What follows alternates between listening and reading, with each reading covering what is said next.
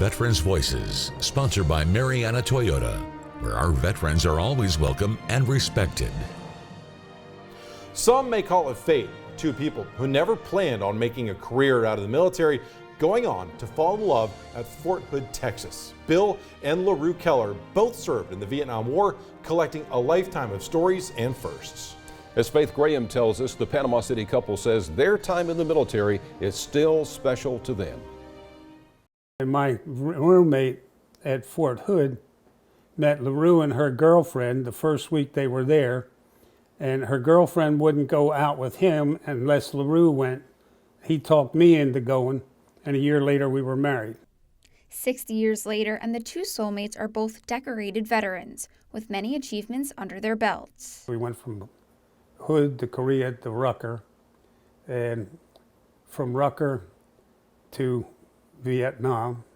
Bill was a pilot, top secret crypto and intelligence clearances, flying classified equipment all over Korea. LaRue also worked hard, creating the first course for licensed practical combat nurses. One day she got a call from the hospital commander, said, "Pack your bag, we're going to Fort Bragg." Got up to Fort Bragg, and they had standardized her criteria for training as the standard for the Special Forces.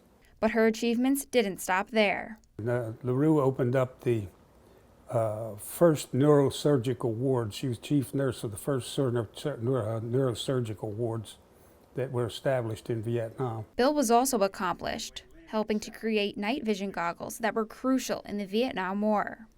All the green that you see on television these days, that's night vision goggles. And when I was in combat developments in, what was it, 70-something, early 70s, the thing was that those who rule the night rule the world, rule the law, the war. The Kellers were nothing short of pioneers, and that didn't end on the battlefield. We literally broke the code for other women. Our son was the first child born to an active duty female that was allowed to stay on active duty. After bravely serving their country for decades, the couple returned to the United States and now call Panama City home.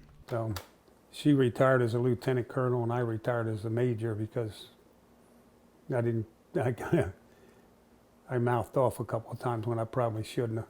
But their experience serving the United States wasn't always appreciated. Like many returning Vietnam War veterans, they faced harsh judgment day in and day out. And it got bad enough that after our second tour, that people were allowed to come home in civilian clothes.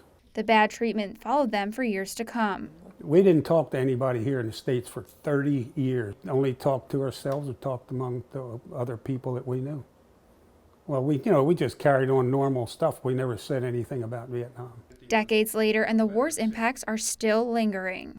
The worst on PTSD were young kids, got drafted, went to Vietnam 2 years, came home, got out, and had nobody to talk to. Nobody understood.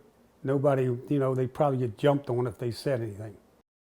Despite the hardships brought on by serving in Vietnam, Keller has no regrets about his and his wife's service to their country. Lord, no. I'd go back tomorrow if it was needed. And so would all the people I worked with.